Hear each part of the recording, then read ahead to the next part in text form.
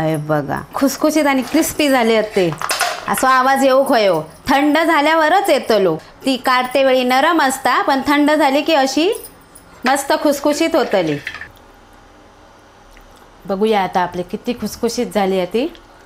एका हातीनंच दाखवते. ह्या बघा अंगठा असं बुतूर धरायचो अशी करायची कटकन वाजली बघा.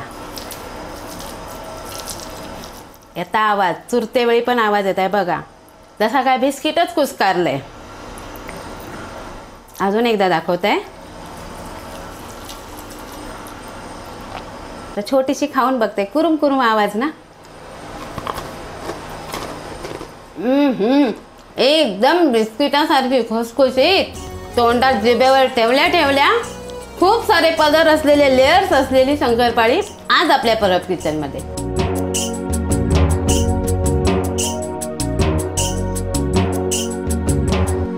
शंकरपाळीत घालतंय 1 वाटी दूध. शंकरपाळीत घालतंय 1 वाटी दूध. शंकरपाळी करते कंटाळा येलो. सरोजची आठवण येता खूप. आता सरोजचं नाव घेतलंय. माझ्या नवऱ्याचं नाव तर तुमका माहितीच असा. आता काय करतंय त्याच्यावरनं तुमका कळला असत. नाही तर सरोज पाटी असता तर म्हटलं असता काय करतो शंकरपाळी असे हात करून. ता झाला आज आपल्या परब किचनमध्ये करतो वेगळ्या पद्धतीची. गेल्या वेळेत केलेली ती पद्धत वेगळी. ती सरोज देतला तुमका लिंक खाली. पण ही पद्धत वेगळी आहे आणि ह्याच्यामध्ये खूप सारे टिप्स आहेत. त्यामुळे ही रेसिपी शेवटपर्यंत बघा. चला करूया सुरुवात. आता मी ह्याच वाटीच्या मापान तूप घेतलंय. पण ह्या तूप मी मेल्ट करून घेतलंय विरघळून. म्हणजे गरम नाही केलंय पण विरघळून घेतलंय. जर तुम्ही आपला घट्ट तूप घेतला असतं तर जास्तीचा होतला. त्याच वाटीने 1 वाटी दूध घेतलंय. ह्याच वाटीने मी 1/2 वाटी साखर घेतलंय. अगदी तुम्ही अख्खी साखर घेत असाल तर ती आधी ह्या वाटीने मापा आणि मग दळा. आणि आपण पिठी साखर घेतलं तर 1/2 वाटी घ्यावा. आणि ह्याच वाटीच्या मापाने हे 4 वाटी मैदो घेतलंय. ह्या वाटीचा प्रमाण असा. तसं 1/2 किलो मैदो हा. ही 125 ग्राम साखर हा. ह्या 100 मिली दूध हा. आणि ह्या 100 मिली तूप हा. आता ह्या दूध मी ह्या बाउलमध्ये घेते. ह्या गरम करून थंड केलेला दूध हा. आता ही साखर या दुधात घालून घेऊया. पिठी साखर. तुम्ही अख्खी साखर घेतलास तर जास्त वेळ लागत विरघळूक म्हणून शक्यतो दळूनच घ्यावा.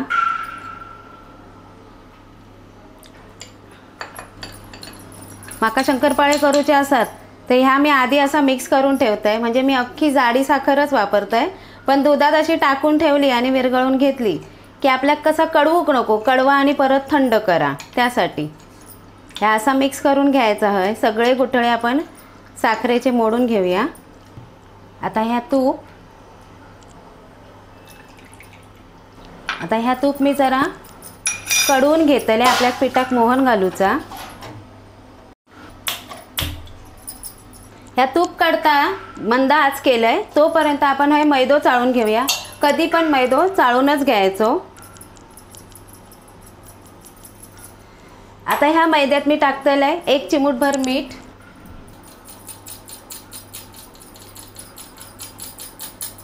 आता ह्यो मैदो चाळून घेते. आता पीठ चाळेपर्यंत हय तुपाक कड इलो हा. कडकडीत चांगला मोहन हा. तर ता घालून घेऊया.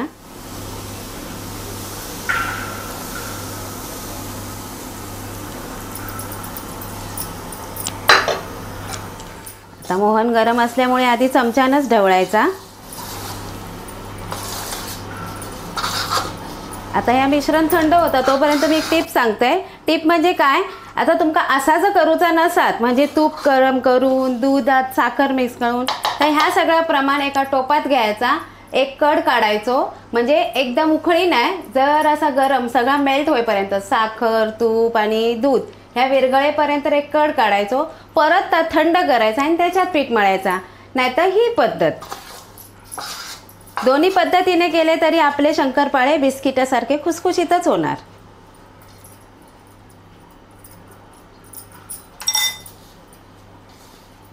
आता जेवढा आपल्या हातात सोसात तसा आपण ह्या तूप सगळा पिठात चोळून घेऊया.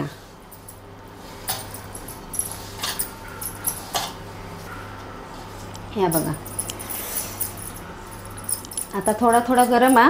पण असा फसफसून घेतला ना पीठ की सर्वत्र मैद्यात तूप लागला जाता।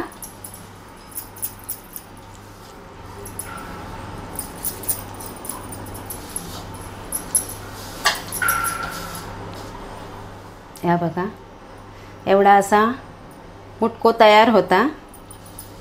आता ह्याच्यात आपण ह्या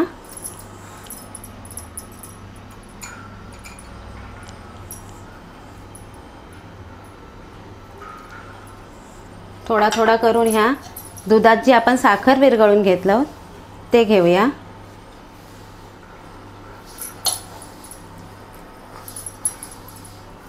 आता बघा मी थोडा थोडा पाणी घालून यो मैदो अर्धा किलो मळून घेतलाय।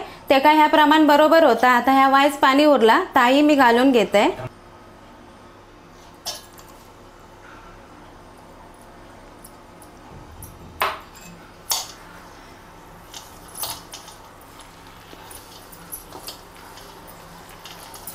आता बघा ह्यो मैदो आणि ता पाणी आपण दुधाचा केलेलो साखर दूध विरघळून ता पाणी त्याच्यात बरोबर ह्यो पीठ मस्त मऊसूत मळून झाला। ह्या बघा इतक्या म्हणजे लाटूक येतला आणि याचे कडा पण जास्त असे फाटणार नाही। माझ्या परातीक बघा काय डसला काय, माझ्या परातीक काय डसला नाही। आता सरोज असता तर बोलला असता नाही नाही ओ घासल्यासारखीच दिसता। आता ह्या पीठ काय मळून ठेवूचा नसता। ह्याचे आता मी 3 समान गोळे करते आणि हे मी ह्या ओट्यावरच लाटणार आहे। आता ह्यो एक गोळो घेतलाय। पीठ बघा इतपत नरम असत ना तर काय नाही। आता ह्या काय लेअर सुटूक होयत ना म्हणून काय करायचा ह्यो पूर्ण प्लेन करून घ्यायचो आणि लाटून घ्यायचो।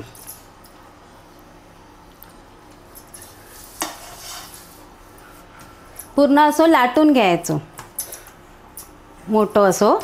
हेका लाटते वेळी पीठ लावायचाच नाही शंकरपाळ्यांका, कारण हेका जर लाटते वेळी पीठ लावला असतं तर पीठ आपल्या सगळ्या तेलात पडतला। आता ही बघा ही झाली आपली जाड अशी लाटून। आता ही काय करायची अशी फोल्ड करायची म्हणजे एका लेअर सुटतात आणि ह्यो गोळा आता परत जाडो असो गोल करून घ्यायचो हातीन आणि परत लाटून घ्यायचं।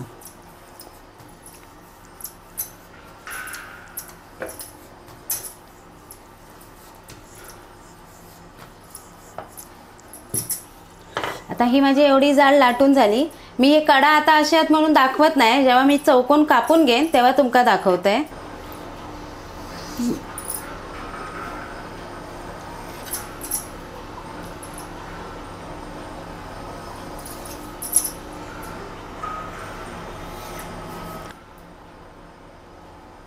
आपण ह्याचे हे शक्यतो शंकरपाळे आपले बिस्किटासारखे चौकोनच असतात। याचो काय डायमंड शेप नसता। जर तुमका व्हायच असत तशी तर तुम्ही कापू शकतास, असा काय नाही की डायमंड शेप केला तर शंकरपाळी बिघडात।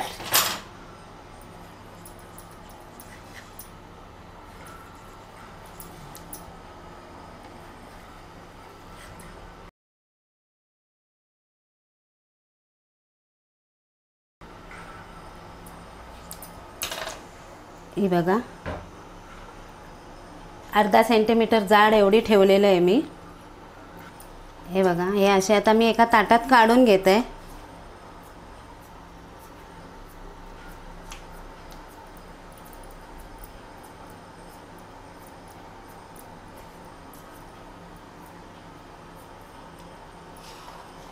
आता ही एक लाटी झाली। आता आपण तेल तापत ठेवूया।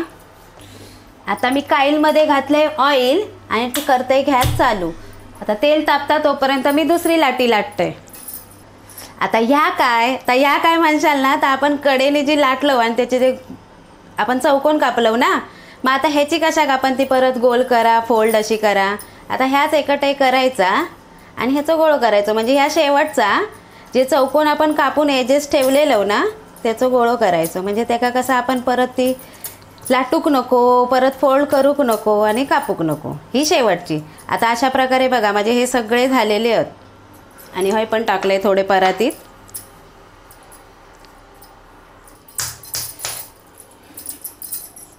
आता ही पण मी लाटून घेते आणि तशीच कापून घेते. आता थंय आपला तेल तापला. आता कायलचा ऑइल जास्त तापला तरी आपले जास्त विरघळतले शंकरपाळे, म्हणून सोडते वेळी प्रमाणात सोडूक होय. मी तेल व्हायचंच घेतलंय. अगदी नवशिके असाच तर जरा सांभाळून कमी तेलाचा वापर करा. आणि पहिल्यांदाच करतो तर थोडा, पण असा माझा प्रमाण आता चुकाचा नाही, तरी पण आपण पहिल्यांदा करतो तर काहीतरी भूल मिस्टेक होता, म्हणून आपण थोडाच तेल वापरायचा. इदवास कित्या. आता मी तेलाची गॅस एकदम बारीक करतोय. आता आपला तेल मी मंद आच केले, तेल तापला. आता बघा हे असे सोडून गेले की तेलाचं थेंब आपल्या हातीवर उडता, म्हणून तुम्ही काय करायचा, माझी पद्धत झाऱ्यावर घ्यायचे आणि टाकायचे, म्हणजे काय तो तेलाचं थेंब आपल्या झाऱ्यावर उडत. आज मंदा आता उफाळून अगदी तेल इला. तर 2 मिनिटं मी चमचो भुतूर घालत नाहीये.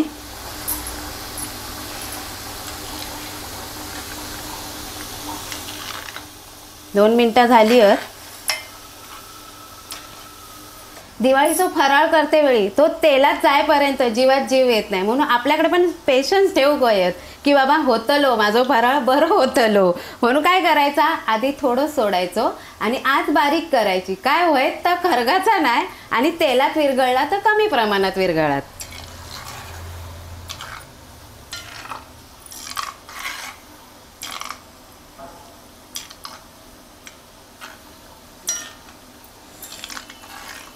आता असे हे आरतून परतून ढवळून घ्यायचे, म्हणजे आपली शंकरपाळी चारी बाजून शेकाक वयत. आणि मंद आचेवरच हे शेकून घ्यायची. थोडंसं बदामी रंग येलो की आपण ह्यांका काढून घेऊया.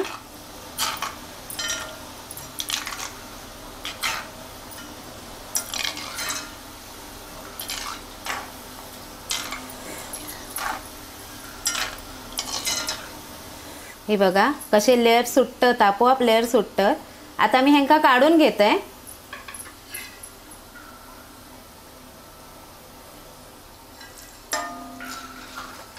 ही जी गोष्ट ती टाकते वेळी कधीच आवाज येतलो नाही, नाहीतर तुम्ही म्हणशाल आवाज इलो स्नेहा बोलला कसा नाही. कारण ही गोष्ट अशी शंकरपाळी की थंड झाल्याशिवाय ती आवाज करूची नाही.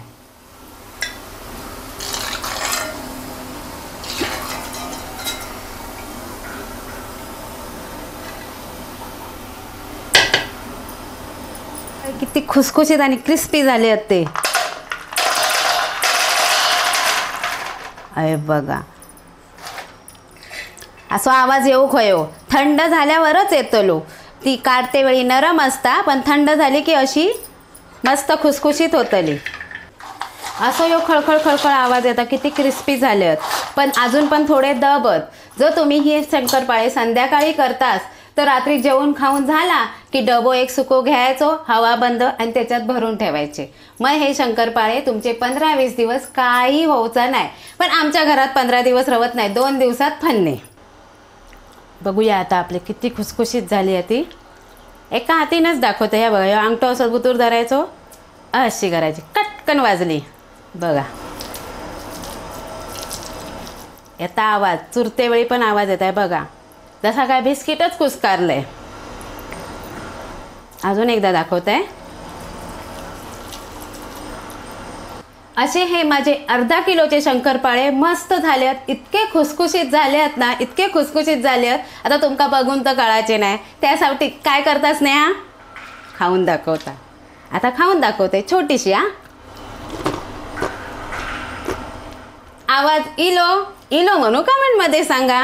असे हे शंकरपाळे तुम्ही ह्या दिवाळीत नक्की करा. दिवाळी कित्या हो अशी लहर इली तरी पण करा. कित्या ही पद्धत काही वेगळी नाही.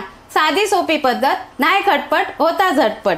असे हे शंकरपाळे या दिवाळीत करा. माझा चॅनल सबस्क्राईब नाही केला असेल तर नक्की करा. आणि Parab kitchen like share subscribe करा. नेहमीप्रमाणे हसत रवा, खात रवा. नवनवीन व्हिडिओसाठी परब किचन पाहत रवा. धन्यवाद.